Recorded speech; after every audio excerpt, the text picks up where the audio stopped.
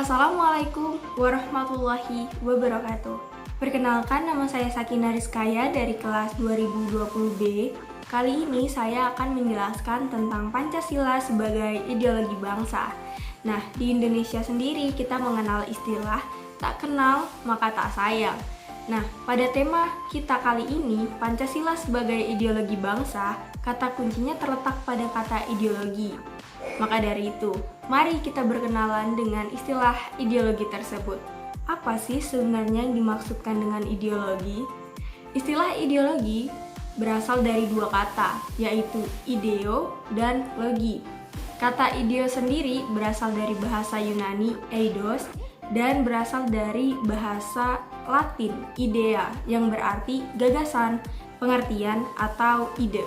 Sementara kata logi berasal dari bahasa Yunani logos yang berarti gagasan, pengertian, ilmu, atau kata. Maka dari itu, kita bisa menarik kesimpulan bahwa kata ideologi secara etimologi atau secara bahasa berarti pengetahuan tentang ide-ide, atau dalam bahasa Inggris dapat kita sebut science of ideas. Ideologi bukan hanya sebuah gagasan, melainkan gagasan yang diikuti dan dianut oleh sekumpulan manusia atau bangsa, sehingga karena itu ideologi bersifat menggerakkan manusia untuk merealisasikan gagasan tersebut. Ideologi mempunyai fungsi penting, yaitu menanamkan keyakinan atau kebenaran, perjuangan kelompok atau kesatuan yang berpegang teguh pada ideologi tersebut. Maka itu, ideologi menjadi sumber inspirasi dan sumber cita-cita hidup bagi para warganya. Yang pertama, Pancasila sebagai ideologi persatuan. Peran Pancasila yang paling menonjol atau yang paling terlihat sejak Indonesia merdeka adalah dalam mempersatukan rakyat Indonesia menjadi sebuah bangsa yang memiliki kepribadian dan percaya diri.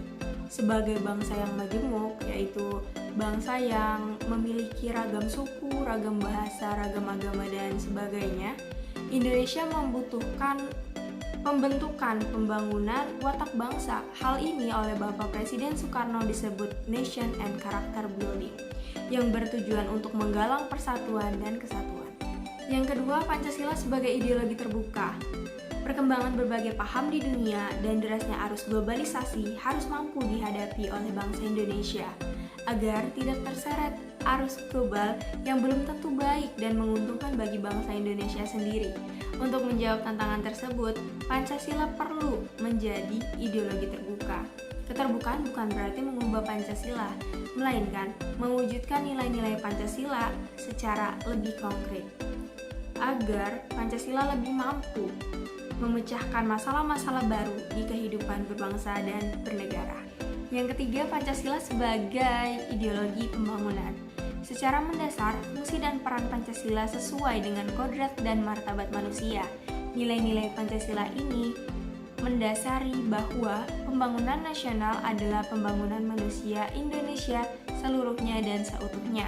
Pancasila sebagai ideologi pembangunan mendorong pembangunan di Indonesia, baik pembangunan fisik maupun pembangunan sumber daya manusia.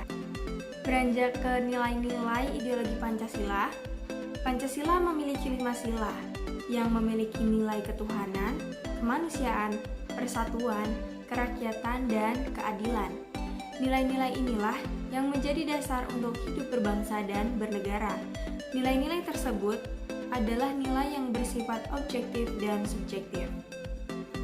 Lanjut ke fungsi ideologi Pancasila. Yang pertama, sebagai sarana pemersatu bangsa. Yang kedua, untuk menumbuhkan jiwa nasionalisme dan patriotisme. Dan yang ketiga, untuk membimbing dan mengarahkan bangsa Indonesia untuk mencapai tujuan. Dan seterusnya. Saya ucapkan terima kasih. Wassalamualaikum warahmatullahi wabarakatuh. Yang pertama, Pancasila sebagai ideologi pemersatu. Ideologi persatuan. Majemuk, yaitu bangsa yang beragam, bangsa dengan beragam ragam suku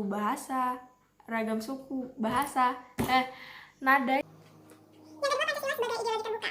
Perkembangan berbagai paham di dunia dan derasnya arus globalisasi harus mampu dihadapi oleh bangsa untuk menjawab tantangan tersebut? Pancasila